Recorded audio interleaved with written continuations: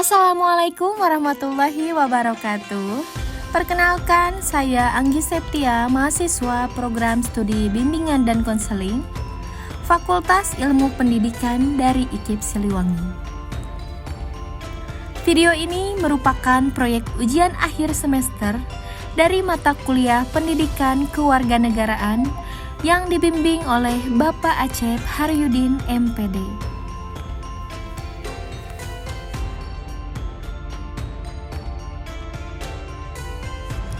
Melalui video ini, saya ingin menunjukkan bahwa sebagai mahasiswa, kita juga bisa turut peduli dan menyuarakan berbagai persoalan kewarganegaraan yang terjadi di masyarakat.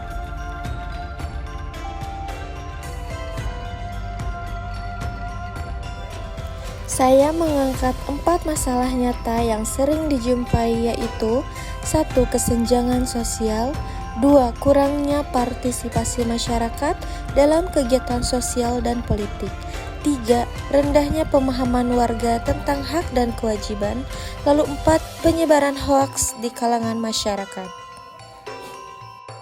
Baik, melalui wawancara bersama tokoh masyarakat, saya akan membagikan informasi, pandangan, dan harapan yang bisa menjadi pembelajaran bagi kita semua. Baik, sekarang saya sudah berada di salah satu rumah masyarakat. Perkenalkan dulu Teteh, namanya siapa? Perkenalkan, nama saya Putri Seri Ajaha, umur saya 20 tahun. Oke, baik. Boleh saya langsung bertanya ya Teh ya? Bagaimana sih kondisi masyarakat di lingkungan sekarang? Kalau saya lihat sih masyarakat di sini alhamdulillah cukup rukun. Cuman kadang-kadang masih ada yang kurang peduli sama tetangga. Misalnya ada yang sakit atau butuh bantuan, tapi gak semua warga ikut perhatian gitu. Oh, jadi kurang ya Teh ya rasa Ya. pedulinya. Oke. Apakah warga di sini aktif dalam kegiatan sosial atau politik seperti pemilu atau musyawarah seperti itu?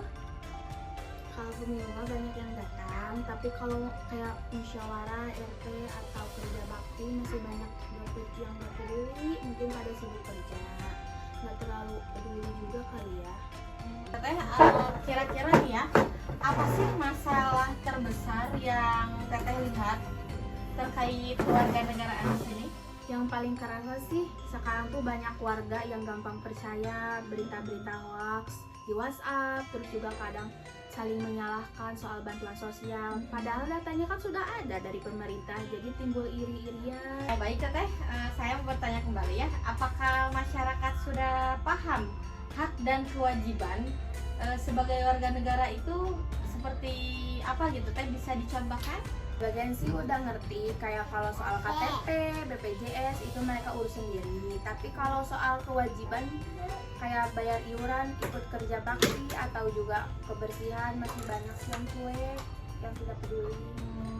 Baik Teteh, kira-kira ya Teh, apa sih dampak dari masalah-masalah tadi ke kehidupan sehari-harinya?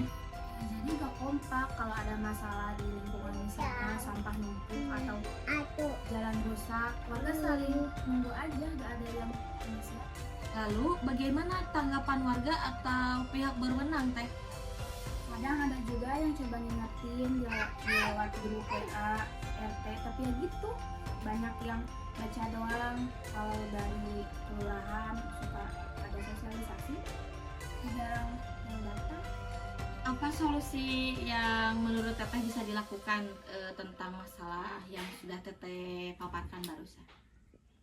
Mungkin perlu ada kegiatan warga yang lebih santai tapi bermanfaat, kayak pengajian, arisan, atau kerja bakti yang sekalian makan-makan biar warga lebih akrab dan mau peduli.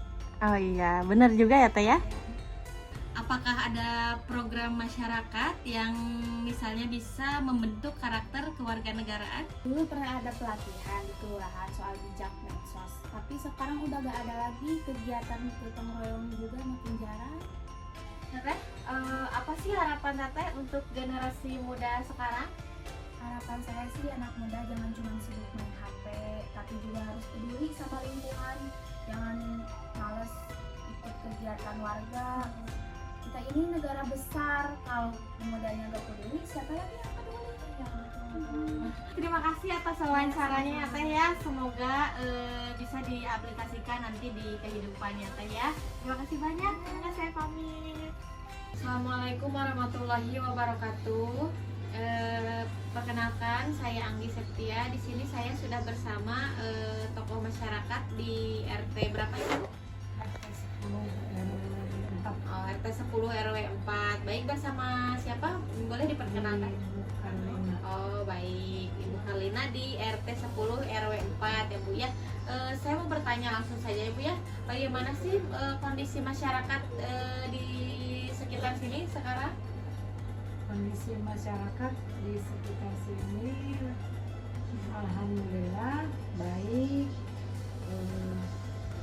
rukun, tertib untuk saat ini. Apakah warga di sini aktif dalam kegiatan politik ya, seperti pemilu atau musyawarah seperti itu Bu?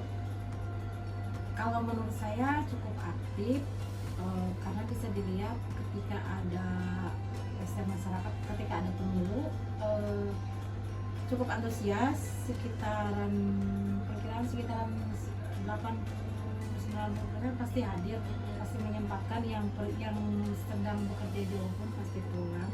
Kalau musyawarah juga ya lumayan aktif.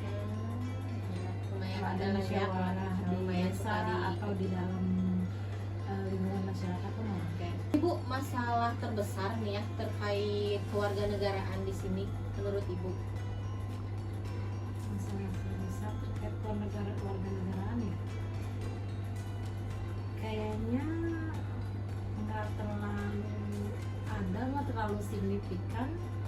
Paling juga yang kebanyakan yang menjadi masalah tentang bantuan-bantuan atau program-program pemerintah yang ada sekarang, itu yang kadang memancing sedikit kegaduhan. Iya. Apakah masyarakatnya paham Bu atau mengerti hak dan kewajiban mereka sebagai warga negara? Bisa diberikan contohnya?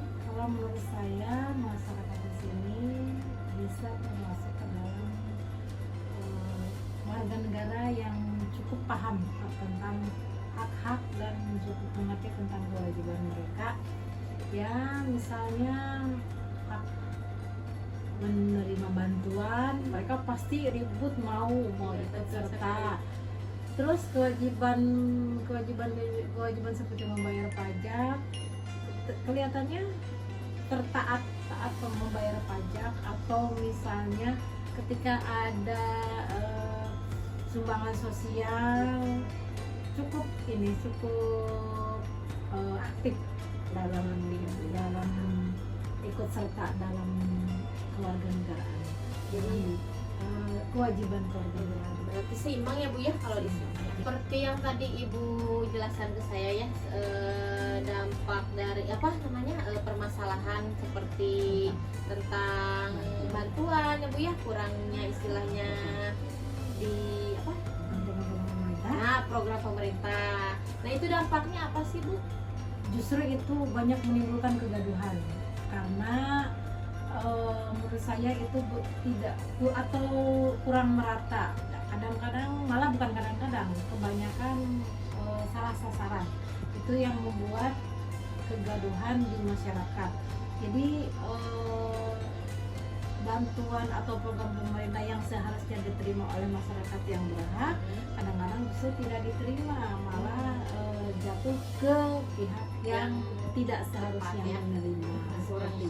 Nah itu kan jadi menimbulkan kegaduhan di masyarakat. Jadi menimbulkan kegaduhan itu akhirnya nanti ada kecemburuan sosial. Bagaimana Bu respon warga kepada pihak yang berwenang soal permasalahan tadi? Ya banyak menimbulkan ketidakpuasan, pada akhirnya banyak menimbulkan ketidakpuasan, lalu akhirnya ada yang tadi saya bilang kesenjangan sosial, yang dampak yang lebih terasanya lagi.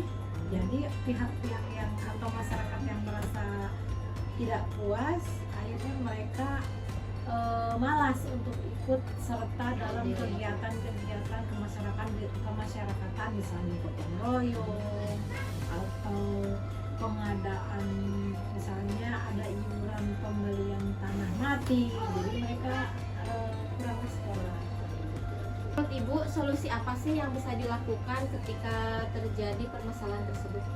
Menurut saya solusi yang tepat ya, dan yang bagus atau yang mendekati yang tepat lah, yaitu pihak berwenang di dalam permasalahan tersebut turun langsung ke masyarakat, melihat, mencari kriteria yang sesuai agar mendapatkan ke program pemerintah tersebut.